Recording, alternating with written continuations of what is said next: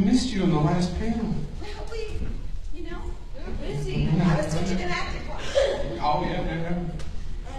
And I don't like people to cry if I leave, so, you guys are on. If you're waiting on line, it's really nasty to kind of drag out. What are you talking about? They were saying we weren't enough. Oh, yeah. That's yours. That's actually payment from Scarefest. Thanks for showing up. Yeah, right. That probably came from Guar. I might not touch that. Yeah, probably Guar was here a few minutes ago, so absolutely. How was the last panel? I heard it was pretty sensational. Insane. Guar or the Friday the 13th? Friday. Oh, it was fantastic. Did you guys like the last Yeah! That's awesome. Good time. Ladies, would you like to give them a run for their money? Yes? Yeah, what's It's not a dare. Yes. Absolutely. We better pull it out. Just please don't start throwing chairs like Kane did. Yeah, let's try not to do that.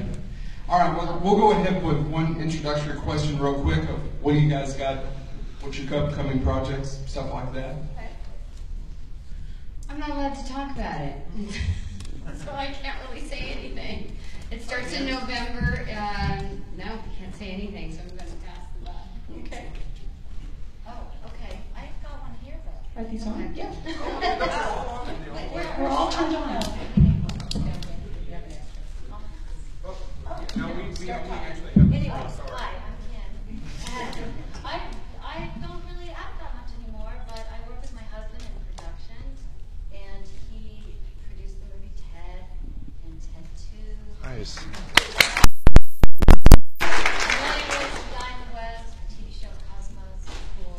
So he's been on. A new Seth MacFarlane TV show where Seth is starring in it, and it's called Orca. Or no, it's not even, I don't know what it's called actually. Oh, some of my students have been reading for that. It's science fiction, right? It is. He's a captain, a space captain or something, right? It's really cool. It's very different, and so that's been a really fun thing. Cool. But anyway, it's so good to be here and to meet everybody. It's been such a amazing every single time. I've only done this is my fourth one, and every time I'm like, wait a minute, this is really fun. It is. This one, I have to say, We've had a lot of it's fun. really been amazing. Anyway, so that's my story. Well, I'm Lar, and I'm having a blast here. I just taught an acting class, which is why everybody was graciously waiting for me to run up the stairs. But I have Actors Audition Studios in Dallas and Los Angeles, and I'm not acting full-time or anything like that, but I did just shoot a film in July. It's called Expulsion. It's a sci-fi, and in the hot Arizona 112. And I play a woman who has been duplicated and replicated through so many portals of the world as the world is duplicating itself, that she's incredibly angry and difficult and then very sad. It was a lot of fun to play, and that was really cool. And we shot a horror film at my studio last night in Dallas, but I was here, and that one is called The Restraining Order. And I think I have some clips online from the trailer, and I think you'll really like it. So that's what I'm up to. Well, you all probably know by now that I hang out with wine. I crush grapes. I have a good time designing labels and signing bottles and wrapping each and every bottle. I am so OCD that I will not allow anybody else to touch my crystalline wines. No way. Because if they mess it up, I have unhappy campers. Can't do that. So yeah, I have Crystal Lake Wines that keeps me very busy in the boonies of Southern Oregon, fine wine country. And I just, I have a new little tiny house art studio on the property that my husband built to try and keep with it. He's very supportive about me when I do these conventions, but he misses me. And so he built me a little tiny house art studio when I went off to Texas right here weekend. And so I'll be painting more and probably traveling less, which is fine. And what else? Oh, so I came up with it after the Chicago Grove flashback weekend and all the girls. It was so much fun listening about all the other women that I thought about when I went home. I said, I'd really like to do a little show with wine pairings, like a podcast, like a YouTube. Wine pairings with Adrian King, or Crystal Lake wine pairings with Adrian King. So it's just kind of formulating in my brain, but I just thought that'd be fun because if there's, we are gonna do that. Shh. Oh, I'm so stupid. I should have brought the damn wine right here and put it on the table. But you see, honestly, then we would have beat the guys for sure. We would. I'm going down. Hold on. I'm going down. See you around. Send somebody to go down. Wait, Bobby, go get us a bottle. Go get, where's the corkscrew? Damn it, where's the corkscrew? Anybody have a corkscrew on them? I usually travel with one, and that's the truth. Oh, damn. Yeah, go to my table, get a white, a red, just get one of each. What the heck? We're gonna have to, but we need glasses. Oh no, I guess we don't need glasses. Go for it. If you can see a couple of glasses on the way, that'd be fun too, Bobby. And corkscrew. Try the bourbon, people. Do they have corks in bourbon? No. Never mind. Anyway, that's what I'm doing, Amy. You're next. Go, Bobby, go! I'm going to be really boring compared to how I'll be in like 20 minutes. Let's see. I don't have any. The question was about movie projects. Okay, no, I'm not really acting anymore. I just am we can act all the time, but I could be acting right now. But no, I'm a psychotherapist and I work in Oregon. Thank you. So dealing with human behavior all the time, which I love. And then there is like one very secret project, just like Darcy was saying, but hopefully it would get, happening before we're basically dead. Time is ticking, as you know. Yes, yes. Yeah, everybody's pitching the same ideas. It's like, somebody get it together before we're on walkers. That's all I can say. Well, I'm planning on just going and then healing over. I'm just skipping the walker. So that's really about it. Thanks for that question. Okay. All right. Let's open it up to you all. Who has a question? That was the first hand I saw there. Chad. He's coming to you. I don't know if you guys are like horror fans at all, but what are your favorite like horror movies and horror TV shows? Oh, Twilight Zone. I'll get you a I'll open that. I'm a big fan of the Saw series. They're pretty terrifying. And I worked with Mark Burke, who's the producer, who also works with Oren. I can't think of Oren's last name, but they put up their own home to do that franchise instead of having a movie company behind them. And those guys are really sitting large right now, and I'm very proud of him, and I love that series. Besides the Friday the 13th, of course. Present company. I like Creepshow because my husband distributed it. And Dawn of the Dead, Day of the Dead, and what else? Night Riders. UFD. The rest of you? No one I knows? am a complete horror chicken.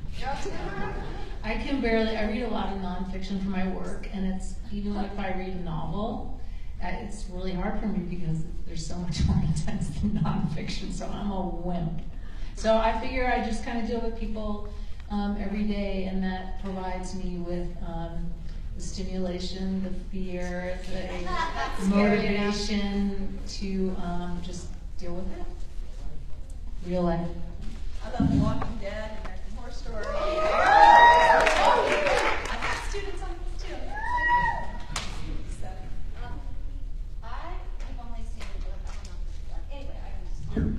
Oh, no, it's all right. My voice is loud enough, right? No. No? Okay. Sorry. The only only horror movies I've ever seen are my Friday the 13th and my husband's A Cabin in the Woods. Yeah. Cabin in the Woods, I thought was fun.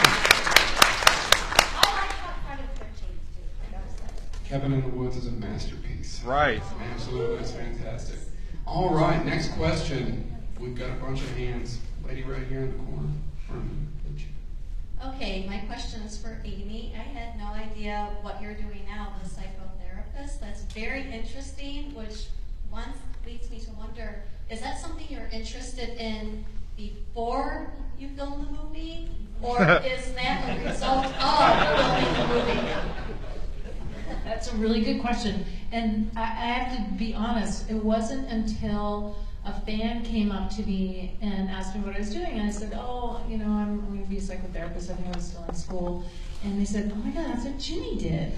And I went, oh shit. Oh my God. That, yes. Yeah. So, you know what, I think it's because I've always been interested in human behavior anyway, and I had my own kind of midlife crisis.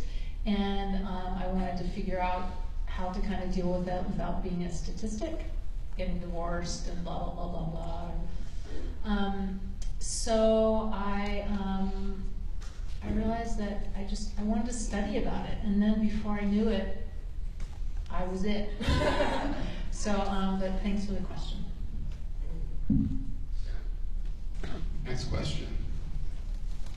Horror films in general and slasher films in particular have often been and are still being attacked for being sexist or being accused of, contributing to like violence against women and things like that. And I completely, disagree with that, of course. But as women who have been involved in one of the most notorious horror franchises and involved in the film industry, how do you feel about that? What would be your response to people who attack horror films, saying, oh, they're sexist, it's all about, male aggression and all this kind of stuff?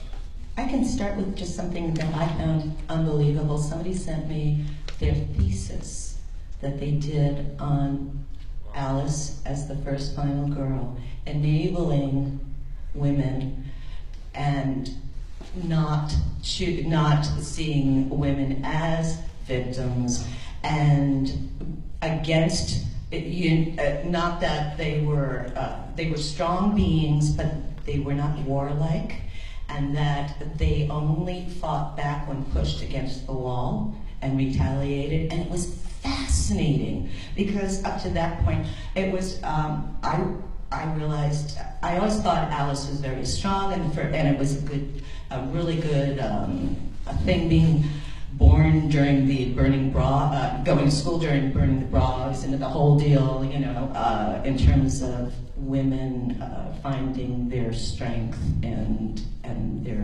their inner self.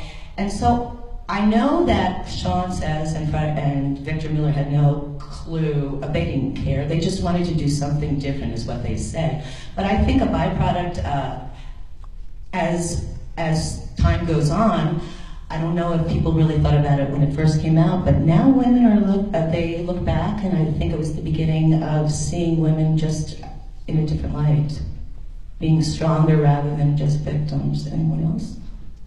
Yeah, I'm curious. Yeah. The question for all of you. Well, I never considered Tina at all any kind of a victim except of her own mind, with her issues and that. And, I've always loved horror movies and thought they were a ton of fun and used a lot of humor and perspective in watching them. And I know that we have a lot of people that might say yay or nay horror films, slasher films, but I think it's perspective and having a good time. I have never been embarrassed or upset that I did them. I absolutely have loved the series. And so, yeah, I'm still cool with how fun they were in the 80s. I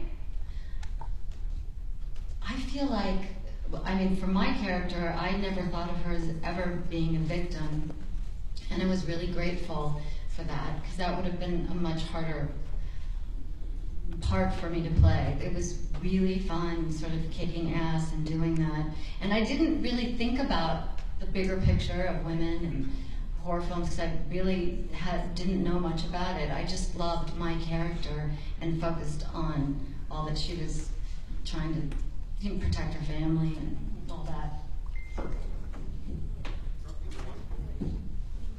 Well, I think Nikki from Part 6 was just in the wrong place at the wrong time. I mean, don't we all know, don't go into the woods, right? And, Jason he doesn't care if it's men or women that he's killing, so it's, I don't feel like it's sexist at all. It can go either way. I think the wine showed up in everybody. Yeah. Hyatt doesn't want to lose a penny, so we can't open No it. flash photography. Yeah, sorry about that. Okay, next question, please. That question's for Amy. Oh, sorry. It's been about 30 years. Do you know where Paul is yet? And to go along with that, after the joke aspect of it, do you remember if there was ever something in the script, or like there was a plan that, okay, he is supposed to be dead or he's not supposed to be dead, or was there any thought put into that? Okay, so Part 3 they offered me, and I didn't do it. I turned it down, and I'm realizing just a couple months ago, I was thinking, why did I turn it down? Everyone's saying, oh, her agent told her not to. Yeah, maybe, but really, I was the one that said no. I'm sure they did, because we said, hey, will you pay me over scale? And they said no. And we said, well, no. And they said, okay, fine. And then they walked and wrote another script. Now, cut to, like 20 years later, my mom finds a box in the attic. This is about 5 years ago. And she sends me this box, and in this box is this manila envelope with my name addressed and my name in New York and the address in New York. And so I open it up, and there's the Part 3 script. But there's about a third of it.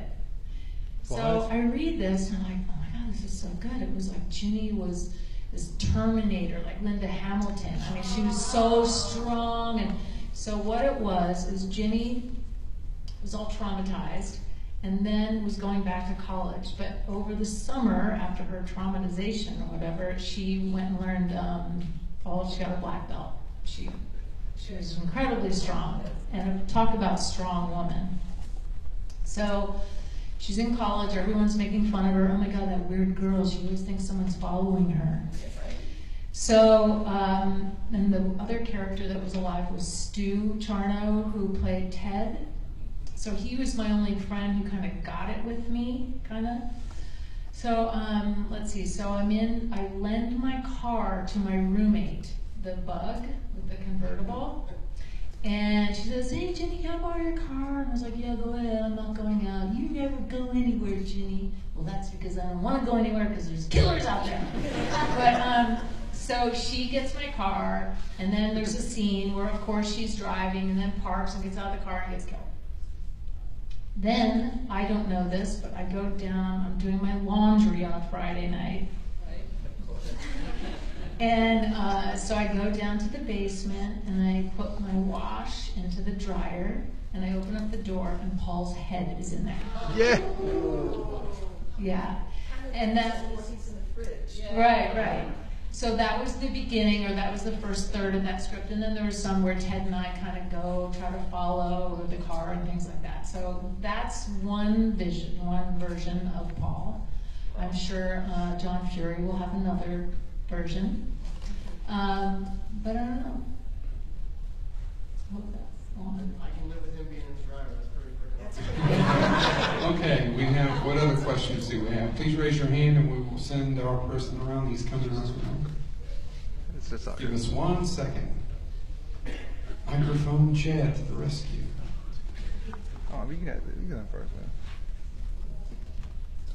Go back. Kind of following up on the hypothetical that Jenny was talking about, at Dallas Frightmare, there was some talk about a script that was supposedly circulating about somebody who was trying to get all of the surviving final girls back together to fight Jason as adults. Have any of you heard anything further about that? Nope. I think the developers are on walkers. Most of the arguing to try to figure it out. Yeah, everybody wants it, but nobody can get it together, you know, and we're just waiting for a script, and like we said, give us a good script. We're all willing, but like, How about a script? a script. Yeah. A script, yeah, because it's like before we're on walkers. Okay, next question. Yes, great. Yep, technical difficulties. All right, green is good. All right, cool. Editor of 1420 AM, I want to say I appreciate you guys showing up. Here's the question. Okay, cool. Most of you guys are, you know, you were final girls in the film. Obviously, Darcy wasn't, but and you know, Kimberly, we'll go ahead and say you were. She's one of the stronger characters of the whole series. Adrienne kicked this off, right, with how strong she was in the original film. Can you guys, you know, all the subsequent final girls, can you guys talk about, did you draw inspiration from her performance, or was it just a job, or anything like that? Couldn't have done anything without Adrian's inspiration and motivation, and oh my God, she kicked us all off, and we had to keep it up because she set the pace. I'll drink to that. Drink. They're all for Amy. Yeah. Seriously, it was like, it started off with we had a really good, what did you call it? Template or? Yeah, I loved the series. It wasn't just a job for me. I absolutely loved the character in the series. Jumped right into it. Was thrilled to do it. Had a blast, and it was really excited to carry on the series. And a lot of us, like, you know, I was offered 8. You know, a lot of us were offered the next one, and the reason I didn't do it is because they wouldn't give me the script, and I didn't feel Tina should die in the first few minutes of the next one, so we passed on it. And Paramount says fine. And so we move on. I actually wrote a part 8 that I pitched to them, and they went on with something else. So that does happen when there's a lot of people involved in the different shows, but It also happens when a studio doesn't want to pay any female anything, and it's so much easier to get a guy with a bag over his head or a mask on his face, because studios really like to keep their money. I'll tell you though, I did get offered, for that time period, I really did get a really good offer for it. I actually did. And I wanted to do it, and the agents didn't. Agents and managers didn't want us to do them. And you know, I really wish I could have worked more with them and come and gone for it, because I love the character so much. So maybe that was a little bit of turning the tides. I don't know, maybe. Yeah. Okay, right up front here, young man, you've had your hand up for a while. Chad, could you take that on? I have a question for all you guys. What was your favorite scene to shoot? Good question. I loved the basement, where I shot the nails and the gas, and the fire was right there. I loved doing that. How about you? I would say when I jumped out of the window, and when I'm running, jumping out of the window, and then I had to run down, and they moved the girl. They showed me the stunt girl that had actually jumped, and I laid down, and I just remember like being so preoccupied with my skirt being up too high because I was laying there and I'm recovering. But that was really fun. I loved doing that. Strip Monopoly. Oh yeah, we had a good time that night. 1979. Strip Monopoly.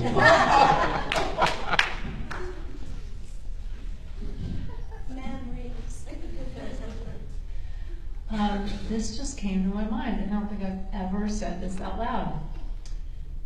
You're such a sucker for it. You guys remember that? When I pulled up in the car, and Paul goes, "Where were you?" Or I don't know what he said, but I just turned and I go, "You're such a sucker for it." I don't know, reverse psychology line. Right. Talking about using the reverse psychology, and you say it's easy because you're such a sucker for it. Oh, is that what it was? Yeah. Because I just like shooting that. It was like I didn't have any makeup on. It was the beginning of the film, and I don't know. I just felt kind of good. And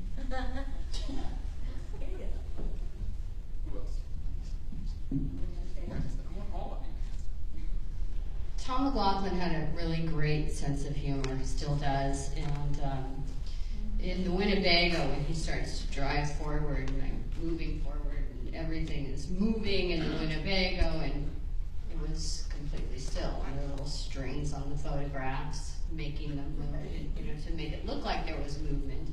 So I'm going forward, and I bump my head, and then I go backwards, and my shoes fly off, and my legs go over my head, and my shoes fly off, and that was my favorite part, because it was like an I Love Lucy episode. It was great fun.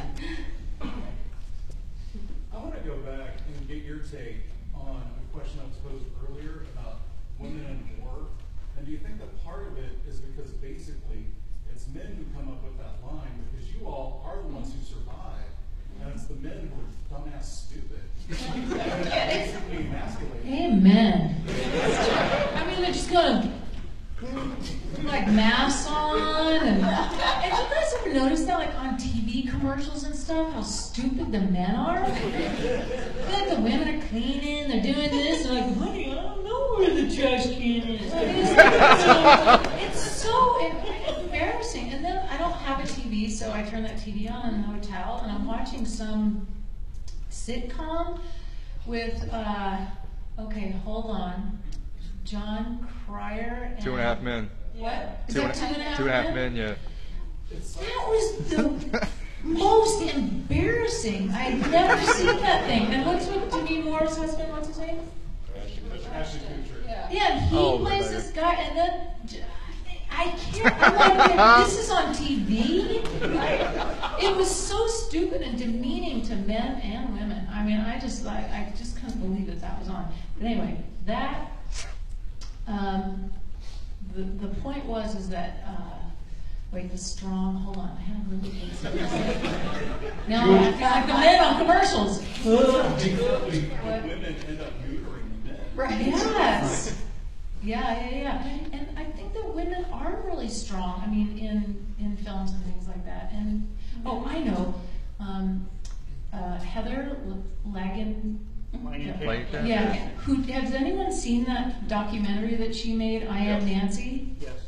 It is really good, and it's about how important the female character is to these guys, and we're trying to always kind of figure them out, and we're curious about them rather than just like, it's some kind of a. And somebody just showed me, you guys, the end of come on, help me.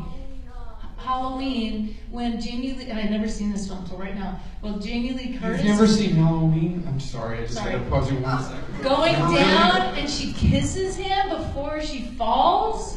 Oh, Resurrection. Resurrection. Oh my God, that was amazing. I thought, that's powerful. There's a backstory. We got a question right there. Oh, actually, got a question right here. Oh, right there. Okay. Well, first, thanks for coming out. Appreciate it. Now, we all know what happened with Part 8 with Jason Takes Manhattan, although a lot of fans think it should be Jason Takes a Boat because it doesn't really take place in Manhattan. But I know I, for one, would love to read a Tina version of Part 8. How can we make that happen? Well, it's a long process. It really is. The one I wrote had Tina grow up to be a psychiatrist, and her daughter has the powers. She's a very difficult daughter. And my goal was to bring the older characters and a newer young version of the characters back together, which several of us have done different versions of that. But I honestly have no clue who actually owns any part of any of this, and anything I've tried to step forward with is kind of, there have been too many layers of people, so I'm not really sure how to make it happen. Do you know? Do you know? Next question, right back there. Well, that's what I'm asking her. For each of you, who are some of your favorite actors or actresses that might have inspired y'all Jessica to get into acting? Jessica Lange, who actually had a huge career right before American Horror Story. We get to tell the story of the younger one. She's not new. She's not? No, she's not. And she was with King Kong at one point. Betsy Palmer, of course, Betsy. Without Betsy, you know, I'll tell you, Alice really got her strength from Betsy. Betsy taught her how to play. You know, she brought my game up way, way high. Love and Meg Foster here. Meryl Streep. Yeah, Meryl Streep, of course. So many really good actresses and actors. You know. Sigourney Weaver. Yeah.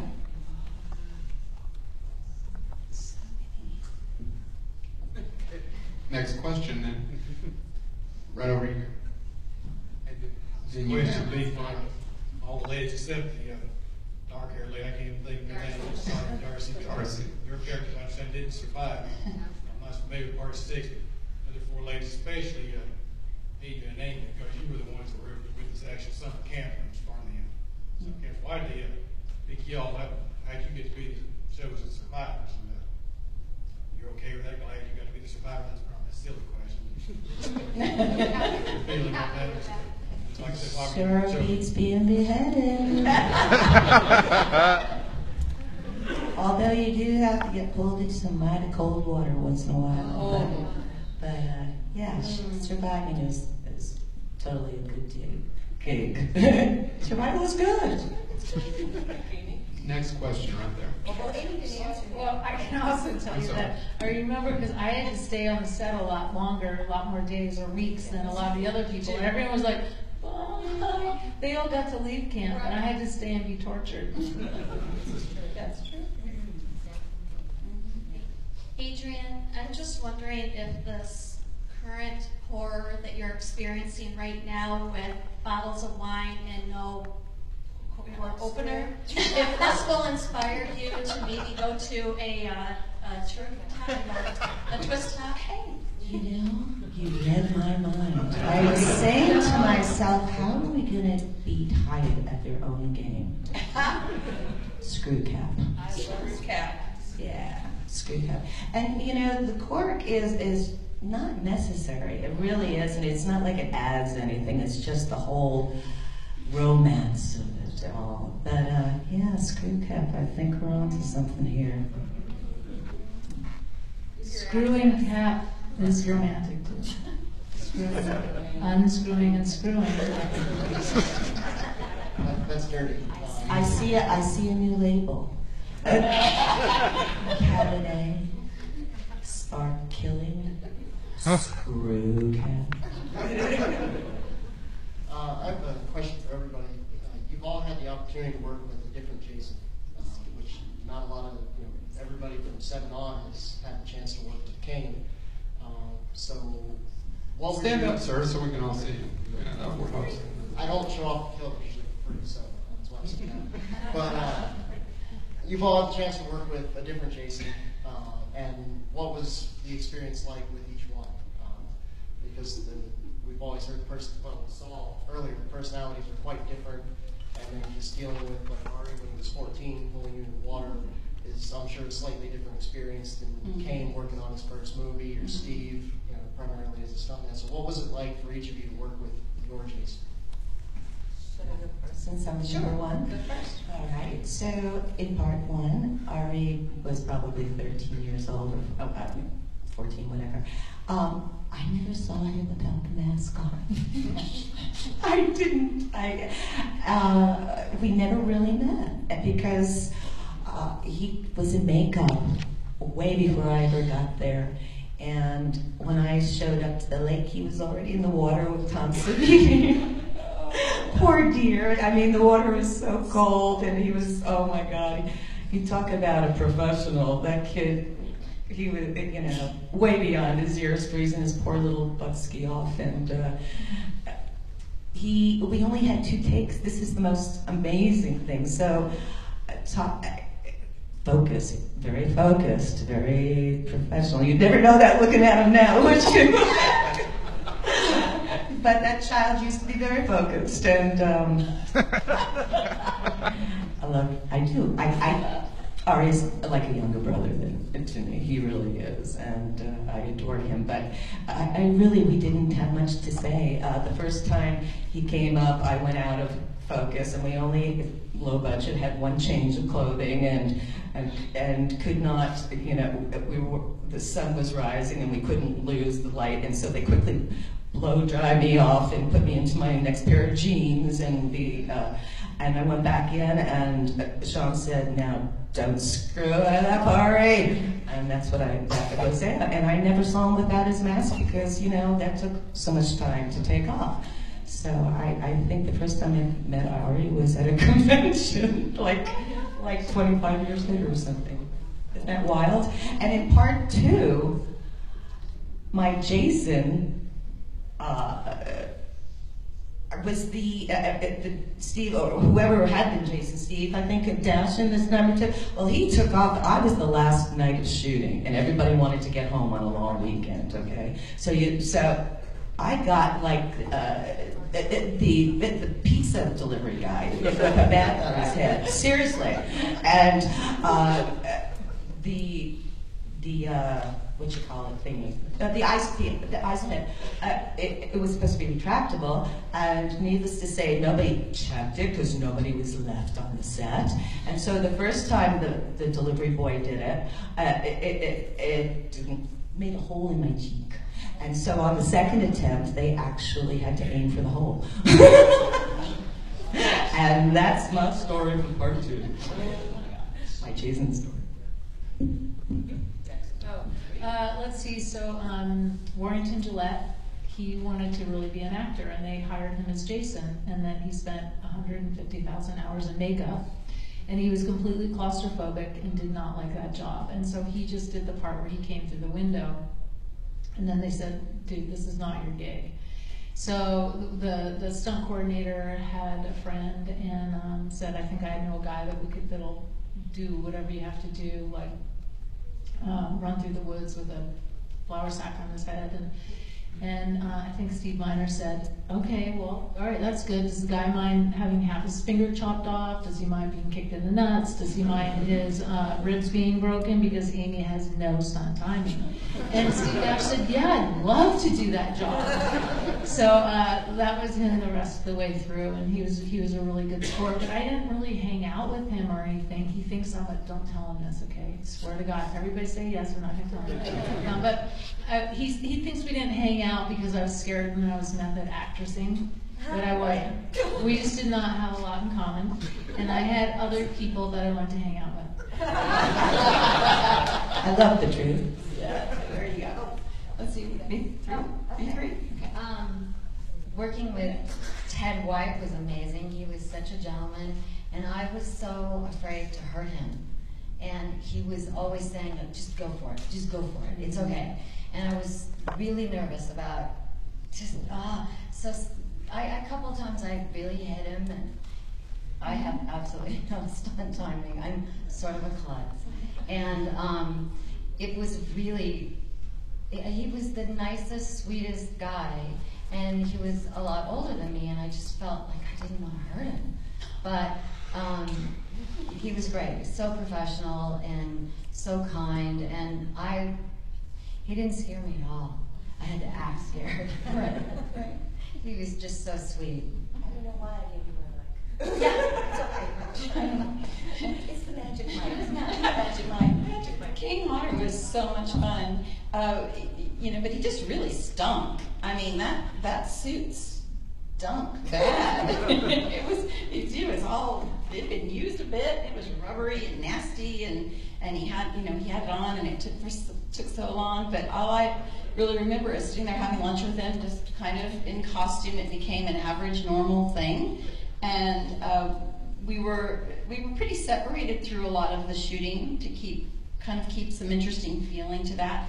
But Kane was amazing with the stunt work, because I did a couple of little stunts, which I'll never do again because it was really dumb and hurt. But I did a few, and he was really good at helping me feel protected. And the ones I did really with his help, I didn't have any, of course, I didn't get hurt or anything, but stunt work is really hard. It's not easy. And fire is real, and catching him on fire and all that. So we actually had a pretty good time doing those things. That's a good question. No one's ever asked this question before. I didn't even meet CJ until they were doing a lighting test, and we were out in the woods, and it was talking to the director. He said, so Darcy, we want you to go stand next to CJ. And I'm like, well, who's that? He goes, that's your Jason. So Jason was standing in front of the Winnebago, and I went and stood next to him. And I was looking at him, because anyone of you who have seen him, he's a big guy. And I looked up at him and I said, you're really scary. And he just turned his whole body to me and didn't say a word. He kind of stayed away from the actors because he was doing his thing as Jason, which I respected. And he was just fantastic. And he was really caring and very gentle with me, even in the rough scenes, where I had to really trust in him not to slam my actual face into the mirror. So it was a challenging scene to film, but he was amazing. Next question. All right, Layton, man in the back. He's coming to you. First, I just want to say it's ridiculous how beautiful you all are. Thank you. Second, well, most of you survive. What is your favorite death scene? Sleeping bag.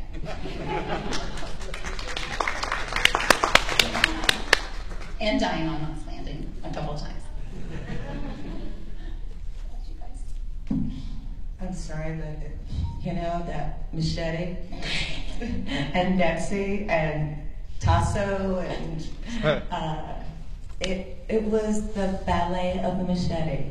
And it was choreographed when Alice took out Mrs. Voorhees, and it was an entire night from the time the sun set till the time the sun rose. But and we never held back. Everything you see there was real. We had no stunt doubles, and we had no stunt people so we were kind of on our own. Really.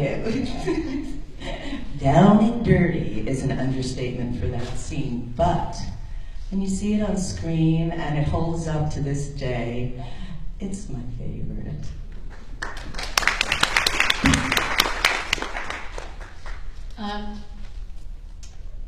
Watching that guy go down backwards in a wheelchair, I think I remember that night, and it was all set up, and all of a sudden they go 5, 4, 3, 2, 1. You think this guy goes backwards down, and it's so awful. You just go, yeah! It's so awful that it works, and then it goes down the stairs and things like that. So somebody brought that up today, and I was really kind of thinking about how horrible that is. Was that, did he did it or Steve did that? Steve did it backwards? No, I think there was a dummy in that chair. But they didn't, I get you. Yeah. They wouldn't put Steve. Or stuntman. It's either Steve or dummy or both. No.